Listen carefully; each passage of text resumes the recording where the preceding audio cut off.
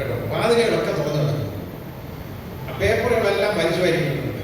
പക്ഷേ ഇതിൻ്റെ തലേ ദിവസം തന്നെ ഞാൻ ഈ പേപ്പറുകൾ ഇതിൻ്റെ കുഴപ്പം മനസ്സിലാക്കിയിട്ട് ഇത് തിരിച്ചു കൊണ്ട് എന്നാൽ ട്രഷറിയിൽ ചെസ്റ്റ് വെക്കാനായിട്ട് ഞാൻ ഓർഡർ കൊടുത്ത് അവിടെ വെച്ചിരുന്നു.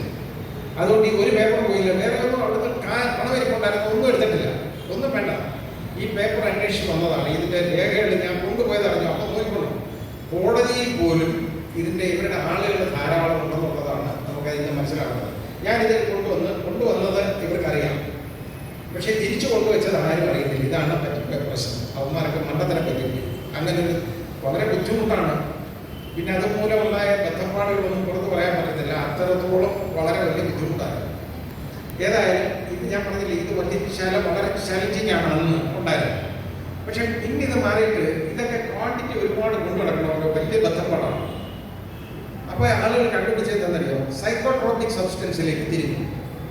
അപ്പോൾ അന്ന് അതിന് ഏറ്റവും കൂടുതൽ അവൈലബിൾ ആയിരുന്നത് നർക്കോട്ടിക് ഡ്രഗും ഉണ്ട്, സൈക്കോട്രോപിക് സബ്സ്റ്റൻസും ഉണ്ട്. നർക്കോട്ടിക് ഡ്രഗ് എന്ന് പറയുന്നത് ബിപ്രോഫെൻ എന്ന് പറയുന്ന കണ്ടന്റുള്ള സാധനം. അത് ഡ്യൂപ്ലിജിസിക്കെന്നും ഡൈഡിജിസിക്കെന്നും ഒക്കെ പറയുന്ന ചെറിയ ആംബ്യൂളുകളുണ്ട്.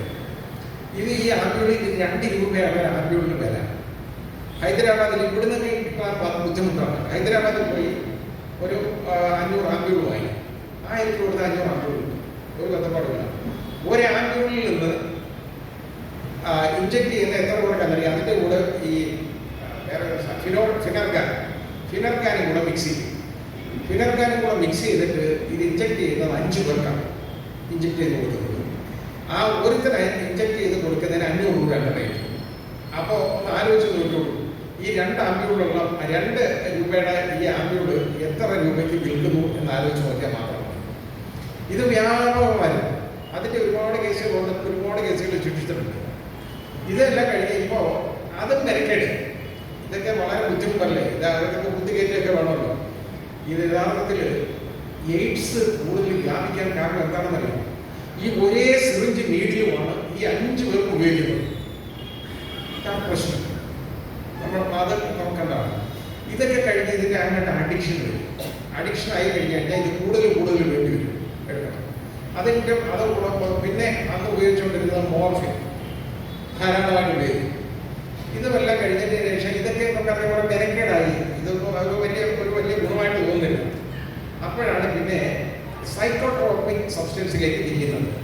അങ്ങനെ വന്നപ്പോൾ അതിന് ആദ്യം കണ്ടുപിടിക്കുന്നത് ഈ ക്യാൻസറിൻ്റെ ആരും വേറെ കുറിച്ചെടുത്തിട്ടുള്ളത് നൈട്രലമെറ്റ് എന്ന് പറയുന്ന ഒരു ഗുളികയുണ്ട്. അത് ഈ ഒരു ഗുണം കൂടെ ഞാൻ പറയുന്നില്ല. ആ ഗുളിക എന്ന് പറയുന്നത് ക്യാൻസർ 4th സ്റ്റേജിലൊക്കെ ഉള്ള ആളുകൾ, അവരുടെ പെയിൻ അവർക്ക് സഹിക്കാൻ പറ്റുന്നില്ല ഒരിക്കലും. എക്സ്ക്രൂഷിയേറ്റിംഗ് പെയിനാണ്. ആ മരണ സമയത്തുള്ള അതിന് തൊട്ട് മുമ്പുള്ള സ്റ്റേജാണ്. വളരെ ബുദ്ധിമുട്ടാണ്. അവർക്ക് അത്രത്തോളം ബുദ്ധിമുട്ടാണ്. അവർക്ക് അത് കൊടുത്താലൊന്നും മയക്കത്തില്ല, എന്നാൽ അല്പം ഭേദം വരുന്ന സൈക്കോട്രോപിക് സബ്സ്റ്റൻസ് ആണ് അവർക്ക് കൊടുക്കുന്നത്. ഇത് ഈ വേദനയില്ലാത്തവർ കഴിച്ചാലും അവൻ പിന്നെ അന്തരീക്ഷത്തിൽ കാര്യം നടക്കും. അതാണ് ഇതിൻ്റെ പ്രത്യേകത. ഹാലൂസിനേറ്റ് ചെയ്യും. ഇത് ഹാലൂസിനേറ്റ് ചെയ്യുന്ന പറഞ്ഞാൽ അവൻ നമ്മൾക്ക് കാണാത്ത കാര്യങ്ങളൊക്കെ അവൻ്റെ വീട്ടിൽ കാണും, അവൻ കാണേണ്ട കാര്യങ്ങൾ അവൻ കാണത്തുമില്ല. ഇതാണ് ഇതിൻ്റെ പ്രത്യേകത. അതായത് ആ വളരെ ബുദ്ധിമുട്ട്, അത് മാനസികമായിട്ട് വളരെ പ്രശ്നം ഉണ്ടാക്കും. ഇത് കൂടുതലായി കഴിഞ്ഞാൽ അവസാനം അൾട്ടിമേറ്റ്ലി ഭ്രാന്തനായിട്ട് മാറുക എന്നുള്ളതാണ്. ഒരുപാട് പേരുണ്ട് അങ്ങനെ, ഒരുപാട് പേര് ഭ്രാന്തന്മാരായിട്ട് മാറിയിരിക്കുന്ന ഒരുപാട് പേരുണ്ട്. ഇതുപോലെ പോകും, ഒരു ബോധമില്ല, ഒന്നുമില്ലാതെ നടക്കും, നമുക്ക് കാണാം. അപ്പോൾ ഇത് ഞാൻ സാധാരണ എൻ്റെ വീഡിയോകളിലൊക്കെ ഞാൻ ഇതിനെക്കുറിച്ച് പറഞ്ഞേക്കുന്നതൊക്കെ പറഞ്ഞു കഴിഞ്ഞാൽ ഇപ്പോൾ ഒരു അമേരിക്കയിൽ ലോസ് ആഞ്ചലസിൽ അവിടെയാണ് ഏറ്റവും കൂടുതൽ ആളുകൾ അഡിക്ട്സ് ആയിട്ടുള്ളവരുള്ളത് ഈ സൈക്കോട്രോപിക് സബ്സ്റ്റൻസിൽ. അവർ MDMA സ്റ്റാമ്പും മാത്രമേ ഉപയോഗിക്കുള്ളൂ. ആ MDMA എന്നൊക്കെ പറയുന്നത് പണ്ട് യഥാർത്ഥത്തിൽ കണ്ടുപിടിച്ച ഒരു നല്ലൊരു ഡ്രഗാണ്. MDMA എന്ന് പറയുന്ന ഒരു മരുന്നാണ്. അത് ഈ മോശമായിട്ട് ഉപയോഗിക്കാൻ പറ്റും എന്നുള്ളത് കണ്ടപ്പോൾ അത് വേറെ ഓരോ മരുന്നിൻ്റെ ഇൻഗ്രീഡിയൻ്റായിട്ട് ചേർക്കുന്നതാണ് MDMA. പല മരുന്നുകളിലും ഉണ്ടത്. അത് ഇപ്പോൾ പൊടിച്ചിട്ട് അതിങ്ങനെ വലിയ നല്ല കടുപ്പമുള്ള കല്ല് പോലിരിക്കുന്നതാണ്. അത് നല്ലതായിട്ട് പൊടിച്ചതിന് ശേഷം ഈ നമ്മുടെ ഇവിടെയൊക്കെ ആണെങ്കിൽ 100 രൂപ നോട്ടാണ് ഉപയോഗിക്കുന്നത്. അതിനെന്തോ ഒരു പ്രത്യേകതയുണ്ട്. അതെന്താ പ്രത്യേകത എന്ന് വെച്ചാൽ എനിക്കറിയാം. അത് നേരെ നടുകയും ഇരുന്ന് മടക്കിയിട്ട് അത് ഇതിലോട്ട് ഈ പൊടിയിലോട്ട് വെച്ചിട്ട് മൂക്കിലോട്ട് വലിച്ചു കയറ്റുകയാണ്. ഇത് വലിച്ചു കയറ്റി കഴിഞ്ഞ് കഴിഞ്ഞാൽ ഭയങ്കര അഡിക്ഷനാണ്. കാരണം നമ്മുടെ ഈ മൂക്കിനകത്തൊക്കെ ഉള്ള നമ്മുടെ ഈ രക്തഗ്രന്ഥികളുള്ള ചെറിയ കാപ്പിലറീസ് ഉണ്ടല്ലോ, വളരെ നേർത്തതാണ്. അതിലേക്ക് പെട്ടെന്ന് തെന്നി പിടിക്കും. അതായത് ഈ നാക്കിനടിയിടുന്ന കണ്ടല്ലേ, ഇപ്പോൾ മരിക്കാൻ പോകുന്നതാണ്. നമ്മളിപ്പോൾ ഹാർട്ട് അറ്റാക്ക് വരുന്ന നാക്ക് നമ്മൾ സോർബട്ടറേറ്റ് നാക്കിനടിയിൽ കൊടുക്കും. കാര്യം എന്താണ്? നാക്കിനടിയിലാണ് ഏറ്റവും പെട്ടെന്ന് എടുക്കുന്ന കാപ്പിലറീസ്, ബ്ലഡിലേക്ക് എടുക്കാൻ കഴിവുള്ള കാപ്പിലറീസ് ഉള്ളത് എന്ന് പറയുന്നത്. നമ്മുടെ മൂക്കിനകത്ത് ഇതുണ്ട്. മൂക്കിനോട് ഇത് വലിച്ചു കയറ്റുകയാണ്. വലിച്ചു കയറ്റി കഴിഞ്ഞാൽ ഞാൻ അങ്ങനെ ഇതുവരെ കറങ്ങണം. ഇതൊക്കെ ഇത് ഒരുപാട് രൂപത്തിലുണ്ട്. മിഠായിയുടെ രൂപത്തിലുണ്ട്. ഒരു അച്ഛൻ നിങ്ങൾ കണ്ടു കാണും പലരും. അയാൾ അറസ്റ്റ് ചെയ്യപ്പെട്ടു. പത്രമാധ്യമങ്ങളൊന്നും ഒരുപാട് കൊണ്ടുവന്നില്ല, അത് പുറത്തോട്ട് കൊണ്ടുവന്നിട്ടില്ല എന്നുള്ളത് മാത്രമേ ഉള്ളൂ. എന്താ കാര്യം? മിഠായി കൊടുക്കുകയാണ്. ഇത് ചേർന്ന് മിഠായിയാണ്. ഈ കുഞ്ഞുങ്ങൾക്ക് അഡിക്ഷൻ ഉണ്ടാകാൻ പറ്റിയ കാര്യങ്ങളാണ് ഇത് മുഴുവൻ. എന്നിട്ട് അവരെ ദുരുപയോഗം ചെയ്യാൻ ഒരുപാട് ഒന്നും അറിയുന്നില്ല. കാരണം എന്തിനു വേണമെങ്കിലും അവർ തിന്നുള്ളൂ. കാര്യം ഇത് കിട്ടിയാൽ ആ രീതിയിലേക്ക് നമ്മുടെ മനസ്സങ്ങ് മാറിപ്പോവുകയാണ്. ധാരാളമായിട്ട് ഇങ്ങനെ പോകുന്നത് ഒരുപാട്. ഞാൻ പറഞ്ഞ ലോസ് ആഞ്ചലസിലെ കണ്ട കാഴ്ച, ഞങ്ങൾ നടന്നു പോവാണ്. ഞാൻ ഇങ്ങനെ നടന്നു പോകാം ഫുട്പാത്തിലൂടെ. അത് റോഡുമായിട്ട് വേർതിരിച്ച് ഒരു വേലി പോലെ കെട്ടിയിട്ടുണ്ട്. അതായത് ഇരുമ്പ് കൊണ്ടുള്ള ചെറിയ തൂണുകൾ നിർത്തിയിട്ട് അതിനകത്ത് ഇരുമ്പ് ഷീറ്റ് തന്നെ നിർത്തിയാണ് ഈ വേലി കെട്ടിയിരിക്കുന്നത്. അതിലൊരു റൂമാണ്. ആണാണോ പെണ്ണാണോ എന്ന് എനിക്കിപ്പോഴും ഓർമ്മയുണ്ട്. ഏതോ ഒരു തുണി തലയിൽ പോയി ഇങ്ങനെ ഇട്ടിട്ടുണ്ട്. പല്ല് മാത്രം പുറത്ത് കാണാം. ഒരു ഇളിച്ചുകൊണ്ടിരിക്കുന്ന ഒരു രൂപമാണ്. അത് ഇതിങ്ങനെ ഈ തല എതിരിയിരിക്കുകയാണ്. ബ്ലഡ് ഇങ്ങനെ ഒഴുകുന്നു, ചോര ഇങ്ങനെ ഒഴുകൊണ്ടിരിക്കുകയാണ്. വലിയ ശബ്ദത്തോടുകൂടി അടിക്കുന്നു, ഭയങ്കര അടിക്കുന്നു. ഇടിച്ച് പൊട്ടിക്കുകയാണ് തല. വീണ്ടും പൊട്ടിക്കും. കാരണം എന്താ? ഇവർ ഇത്രയും വലിയ അഡിക്ഷന് പ്രത്യേകതയുണ്ട്. അവർക്ക് ബ്ലഡ് യൂസ് ചെയ്ത് പോകുന്നത് വളരെ ഇഷ്ടമാണ് ശരീരത്തിൽ. അത് വലിയൊരു ആനന്ദമാണ്. ജയിലിൽ ഞാൻ കണ്ട്, പ്രിയൂർ സെൻട്രൽ ജയിലിൽ ഞാൻ കണ്ട ഒരുത്തൻ്റെ കൈയ്യെന്നെ അവിടുത്തെ ജയിൽ സൂപ്രണ്ട് വിളിച്ച് കാണിച്ചോ, വിളിച്ചിട്ട് കാണിച്ചു. നോക്കിക്കൊണ്ടാറിയോ ഈ മീൻ വരെയല്ല നമ്മൾ വറക്കാനായിട്ട്. അതുപോലെ ഇവിടെ മുഴുവൻ ഇങ്ങനെ മരുന്നിങ്ങനെ വെച്ചിരിക്കണം മുഴുവൻ. അപ്പം ഞാൻ അവിടുത്തെ ചോദിച്ചപ്പോൾ ബ്ലഡ് കളയുന്നതിന് ഇഷ്ടമാണ്.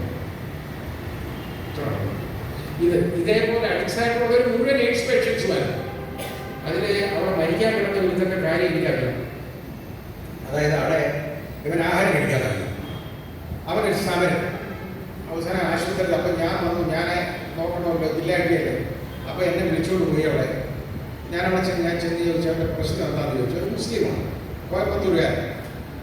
അപ്പോൾ അവൻ്റെ കാര്യം എന്താണെന്ന് ചോദിച്ചു. അവൻ പറഞ്ഞു, സാധനത്തിൽ പറഞ്ഞില്ലേ ഇതുവരെ? ഞാൻ പറഞ്ഞില്ല. സേതു സമുദ്രം പദ്ധതി നടപ്പാക്കണം. അപ്പോൾ ഞാൻ സേതു സമുദ്രം പദ്ധതി നടപ്പാക്കാൻ ഞാനെന്ത് ചെയ്യാൻ പറ്റും?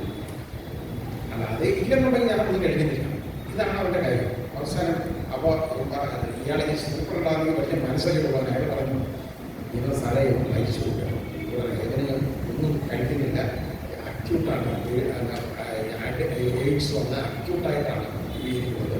ഉടനെ മരിച്ചു. ഇപ്പം 3 ദിവസമായി ആഹാരം കഴിച്ചു. ഞങ്ങൾ പറയുന്നത് എല്ലാം.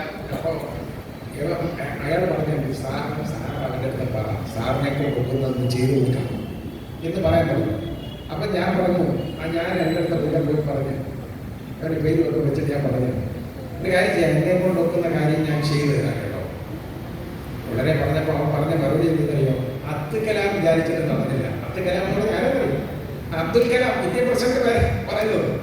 പിന്നെ ആ സാറ് അവൻ പറഞ്ഞാണ്. അപ്പം ഞാൻ പറഞ്ഞു, ഇനി രക്ഷയൊന്നുമില്ല, എനിക്ക് ഫോഴ്സ് ഫീഡിങ് കൊടുക്കണം. ഫോഴ്സ് ഫീഡിങ് എന്ന് പറഞ്ഞാൽ നമ്മൾ വിചാരിക്കും എന്തോ നമുക്ക് അറിയത്തില്ല. നല്ല കുഴലുണ്ടല്ലോ, വായിലോട്ട് ഇങ്ങനെ ഇടിച്ച് കയറ്റും. ഇടിച്ച് കയറ്റി ഇതെല്ലാം പോകുന്ന വഴിക്കെല്ലാം പോയി. എന്നിട്ട് അതിനകത്തുള്ള ഫുഡ് കൊടുത്താലുള്ള പ്രശ്നം അറിയാമല്ലോ, ഭയങ്കര വേദനയാണ്. ഫോഴ്സ് ഫീഡിങ് കൊടുക്കാൻ പറഞ്ഞു. അങ്ങനെ ചെയ്തു. പക്ഷേ അതിൻ്റെ പിറ്റേന്ന് അവൻ മരിച്ചു. അപ്പം ഞാൻ പറഞ്ഞതെന്ന് പറഞ്ഞാൽ അവനൊരു ബോധം, അവനെ അഡിക്റ്റാണ്, അവന് ബോധമില്ല. അതുകൊണ്ടാണ് അവൻ മരിക്കാൻ പോവാന്ന് പറഞ്ഞപ്പോലും അവൻ പറയുന്നത് അവന് കാണണമെന്ന് പറഞ്ഞാൽ സേതു സമുദ്രം പദ്ധതി അവൻ കേട്ടിട്ടുണ്ട്.